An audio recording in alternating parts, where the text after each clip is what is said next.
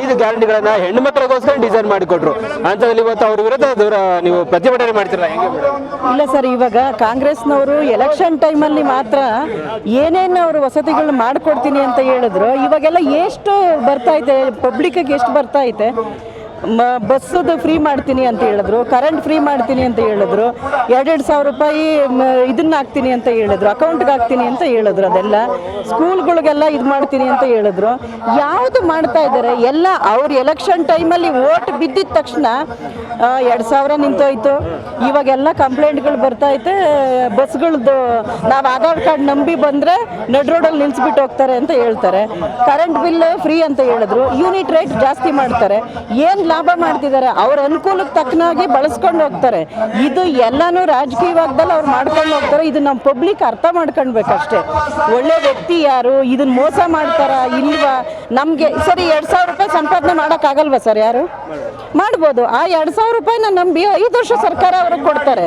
ಅದನ್ನ ಯಾರು ಅರ್ಥ ಮಾಡ್ಕೊಂತಿಲ್ಲ. ಇವಾಗ ಹುಟ್ಟಿದಾಗಿಂದನೂ ಬಸ್ಸಲ್ಲಿ ಹೋಗ್ತಾನೆ ಇದ್ದಾರೆ, ಚಾರ್ಜ್ ಇಲ್ದಲ್ಲ ಏನು ಇರಲ್ಲ. ಅದನ್ನ ನಂಬಲ್ಲ.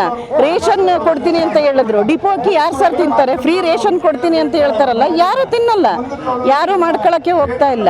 2,000 ರೂಪಾಯಿನೂ ಆಗ್ತಾ ಇಲ್ಲ. ಇವರೆಲ್ಲನೂ ಆಶ್ವಾಸನೆ ಕೊಡ್ತಾರೆ, ಅವ್ರು ಯೂಸ್ ಮಾಡ್ಕೊಂತಾರೆ, ಆಮೇಲೆ ನಡ್ ರೋಡಲ್ಲಿ ಕೈ ಬಿಡ್ತಾರೆ. ಇದನ್ನ ಯಾವಾಗ ಅರ್ಥ ಮಾಡ್ಕೊಳ್ತಾರೋ ಓಟ್ ಹಾಕ ಪ್ರತಿಯೊಂದು ನನ್ನ ಅಣ್ಣ ತಮ್ಮಂದಿರಾಗಲಿ, ಅಪ್ಪ ಅಮ್ಮ ಆ ಸ್ಥಾನದಲ್ಲಿರೋರು ಒಂದೇ ಒಂದು ಸೆಕೆಂಡ್ ಯೋಚನೆ ಮಾಡಿದ್ರೆ ನಮ್ಮ ಜನತೆಗೆ ಈ ಥರ ಪರಿಸ್ಥಿತಿ ಬರಲ್ಲ. ಅದು ಯೋಚನೆ ಮಾಡ್ದಲೆ ನೈಟ್ ಓಟ್ ಹಾಕ ನೈಟ್ಗೆ ಕಾಸು ಕೊಡ್ತಾರೆ, 500 ರೂಪಾಯಿ ಕೊಡ್ತಾರೆ, 2,000 ಕೊಡ್ತಾರೆ, 1,000 ಕೊಡ್ತಾರೆ, ಕುಕ್ಕರ್ಗಳು ಕೊಡ್ತಾರೆ, ತವಾಗಳು ಕೊಡ್ತಾರೆ. ಇದು ನಾನು ಯೋಚನೆ ಮಾಡ್ತೀನಿ, ಇದು ಅವ್ರ ಲೈಫಲ್ಲಿ ಸಂಪಾದನೆ ಮಾಡೋಕೆ ಆಗದೆ ಇಲ್ಲದ ಕೊಡ್ತಾರ ಇವರು? ಸಂಪಾದನೆ ಮಾಡೋಕೆ ಆಗದಿಲ್ಲದನ್ನ ಅವ್ರು ಕಿತ್ಕೊಂತವ್ರೆ, ಸಂಪಾದನೆ ಮಾಡೋಕ್ಕಾಗೋದನ್ನ ಕೊಡ್ತೀನಿ ಅಂತ ಆಶ್ವಾಸನೆ ಮಾಡ್ತಾನೆ ಅವ್ರೆ. ಇದು ನಂಬೋವರೆಗೂ ಜನ ನಮ್ ಇದೇ ಥರನೇ ಇರುತ್ತೆ ಸರ್. ಈ ಸರ್ಕಾರ 5 ಗ್ಯಾರಂಟಿ ರೇಟ್ಗಳನ್ನ ಕೊಟ್ಟರು, ಆದ್ರೆ 45ರಿಂದ 48 ಐಟಮ್ಗಳಷ್ಟು ರೇಟ್ ಜಾಸ್ತಿ ಮಾಡಿಬಿಟ್ರು. ಅಂದರೆ 1:5 1:6. ಅದು ಸದ್ಯಕ್ಕೆ ಯಾರಿಗೂ ಗೊತ್ತಾಗಲ್ಲ ಸರ್. ಇವಾಗ ಹಾಲಿನ ಬೆಲೆ ರೇಟ್ ಜಾಸ್ತಿ ಮಾಡವ್ರೆ. ಎಲ್ರಿಗೂ ಏನು ಕಣ್ ಕಟ್ತಾರೆ ಅಂದರೆ ರೈತರಿಗೆ ಒಳ್ಳೇದು ಮಾಡ್ತಾರೆ, ರೈತರಿಗೆ ಒಳ್ಳೇದು ಮಾಡ್ತಾರೆ ಅಂತ ತಿಳ್ಕೊಂಡವ್ರೆ. ಏನು ಸರ್ ಸಿಗುತ್ತೆ ಲೀಟ್ರ್ ಮೇಲೆ? ರೈತರಿಗೆ ಡೈರಿಗೆ ಹಾಲು ಹಾಕ್ತಾರಲ್ಲ, ಅವ್ರನ್ನ ಕೇಳಿ ಎಷ್ಟು ಬೆಲೆ ಜಾಸ್ತಿ ಆಗೈತೆ ಅಂತ.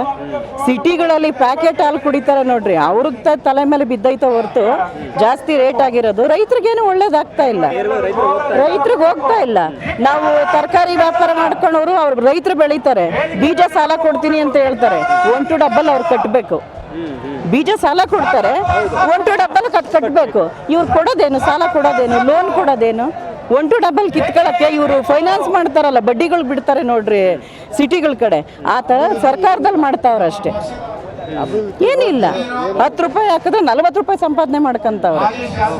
ಮೇಡಮ್, ಈಗ ಅವ್ರು ಸಂಪಾದನೆ ಮಾಡ್ತಿರೋದು ಜನಗಳಿಗೆ ಬರ್ತಿಲ್ಲ. 5 ಗ್ಯಾರಂಟಿ ಕೊಡ್ತಾ ಇದೀವಿ ಅಂತ ಕಣ್ಣುವರ್ಸ್ಬಿಟ್ಟು ಬಾಕಿ ಇದೆಲ್ಲ ಅವರ ಗೋರಿ ಗುಡ್ಡೆ ಹಾಕತ್ತಾ ಇದ್ದಾರೆ ಅಂತೆ. ಅಷ್ಟೇ ಮಾಡ್ತಾ ಇರೋದವರು. ಅದನ್ನ ಅರ್ಥ ಮಾಡ್ಕೊಳ್ಬೇಕು. ಅವ್ರು ಮಾತ್ರ ಶ್ರೀಮಂತರುಗಳು ಆಗ್ತಾನೆ ಹೋಗ್ತಿರ್ತಾರೆ. ಹೆಂಗ್ ಸರ್ ಬರುತ್ತೆ? ಕೋಟಿಗಟ್ಟಲೆ ಆಸ್ತಿಗಳು ಮಾಡ್ಕೊಂತಾರೆ, ಎಲೆಕ್ಷನ್ನಲ್ಲಿ ಅಷ್ಟು ಖರ್ಚು ಮಾಡ್ತಾರೆ. ಎಲ್ಲಿಂದ ಲಾಭ ಬರುತ್ತೆ ಅವರು? ಇವಾಗ ನಮ್ಮ ಪುಲಿಕೇಶಿ ನಗರದಲ್ಲೇ ಇವಾಗ ಕಾಂಗ್ರೆಸ್ ಗೆದ್ದಿರೋರು ನಮ್ಮ ಊರವಲ್ಲ, ಏರಿಯಾ ಅಲ್ಲ, ಮನೆಗಳು ಯಾರಂತ ಗೊತ್ತಿಲ್ಲ, ಮನುಷ್ಯರು ಗೊತ್ತಿಲ್ಲ. ದೇವನಹಳ್ಳಿನಲ್ಲಿ ಇದ್ದವರು ಅವರು 3 ಸತಿ ಅಲ್ಲಿ ಕಾಂಟ್ಯಾಕ್ಟ್ ಮಾಡಿ ಅವರು ಅಲ್ಲಿ ಪ್ರಯತ್ನ ಪಟ್ಟು ಇಲ್ಲಿ ಲಾಸ್ಟ್ ಮಿನಿಟಲ್ಲಿ ಟಿಕೆಟ್ ತಗೊಂಡು ಗೆದ್ದರು. ಅಷ್ಟು ಕೋಟಿ ಹಾಕವ್ರೆ ಅಂತ ಹೇಳಿದ್ರೆ ಅವ್ರ ಅಭಿವೃದ್ಧಿ ಎಲ್ಲಿಂದ ಮಾಡ್ತಾರೆ? ಆ ಕಾಸು ಹೆಂಗೆ ಸಂಪಾದನೆ ಮಾಡ್ತಾರೆ? ಅವರೇನು ಇಲ್ಲ ವಾಪಸ್ ತಗೊಳ್ಬೇಕಲ್ಲ, ಮತ್ತೆ ಅಭಿವೃದ್ಧಿ ಹೆಂಗ್ ಬರುತ್ತೆ? ಏನ್ ಮಾಡ್ತಾವ್ರೆ ಅವ್ರ ಅಭಿವೃದ್ಧಿ? ಏನ್ ಮಾಡ್ತಾವ್ರೆ? ನಮ್ಮ ಕ್ಷೇತ್ರಕ್ಕೆ ಏನ್ ಮಾಡ್ತಾವ್ರೆ? ಎಲ್ಲಿಂದನೋ ಬಂದು ಗೆದ್ರು ಅಂದ್ರೆ ಎಷ್ಟು ಕಾಸು ಹಾಕಿರ್ತಾರಲ್ಲಿ, ಆ ಕಾಸು ವಾಪಸ್ ತಗೊಳ್ದಲೇನೆ ಅವ್ರು ಹೆಂಗ್ ಅಭಿವೃದ್ಧಿ ಮಾಡ್ತಾರೆ ಸರ್ ಇಲ್ಲಿ? ಈಗ ಮುಂದಿನ MLA ಅಂತ ಹೇಳಕ್ಕಾಗ್ತಿದೆ, ಟಿಕೆಟ್ ಸಿಕ್ಕರೆ MLA ಆಗ್ತೀರಾ ಜನಗಳ ಆಶೀರ್ವಾದ ಇದ್ರೆ? ಎಲ್ಲ ಹೆಣ್ಮಕ್ಳ ಪರವಾಗಿ ನೀವು ಏನು ಹೇಳ್ತೀರಾ ಮೇಡಮ್? ಹೆಣ್ಮಕ್ಳ ಪರವಾಗಿ ಸರ್, ನಂದು ಏಮ್ ಇದ್ದಿದ್ದೆ ಹೆಣ್ಮಕ್ಳಿಗೋಸ್ಕರ. ಮನೆಯಲ್ಲಿ ತುಂಬ ಜನ ಕಷ್ಟಪಡ್ತಾವ್ರೆ, ಆಚೆಗೂ ಹೋಗಿ ಸಂಪಾದನೆ ಮಾಡೋಕ್ಕಾಗಲ್ಲ, ಕೆಲಸಗಳು ಸಿಗಲ್ಲ. ಮನೆಯಲ್ಲೇ ಏನಾದರೂ ಅಭಿವೃದ್ಧಿ ಮಾಡಿಕೊಡೋ ಥರ ನಾವು ಪ್ಲ್ಯಾನ್ ಹಾಕ್ಕೊಂಡಿದ್ದು ನಾವು ಮಾಡ್ತಾ ಇದ್ದಿದ್ದು. ಆಮೇಲೆ ಸ್ಕೂಲ್ಗಳು ಫ್ರೀ ಇವಾಗ ಎಲ್ಲ ಗೌರ್ಮೆಂಟ್ಗಳಲ್ಲಿ ಗೌರ್ಮೆಂಟ್ ಸ್ಕೂಲ್ಗಳು ಜಾಸ್ತಿ ಇದೇ ಇಲ್ಲ, ಸ್ಟೂಡೆಂಟ್ಸೇ ಇಲ್ಲ, ಎಲ್ಲ ಪ್ರೈವೇಟ್ಗಳಿಗೆ ಹೋಗ್ತಾರೆ. ಪ್ರೈವೇಟ್ಗಳಲ್ಲಿ ತಗೊಳ್ಳೋ ಅಂಥ ಕ್ಷೇತ್ರಗಳು ನಮ್ಮಲ್ಲಿ ಅಷ್ಟಿಷ್ಟು ಲಕ್ಷಾಂತರ ರೂಪಾಯಿ ಕಟ್ಟೋವಷ್ಟು ಯಾರಿಗೂ ಇಲ್ಲ. ಬಡ ಕ್ಷೇತ್ರ ನಮ್ಮದು.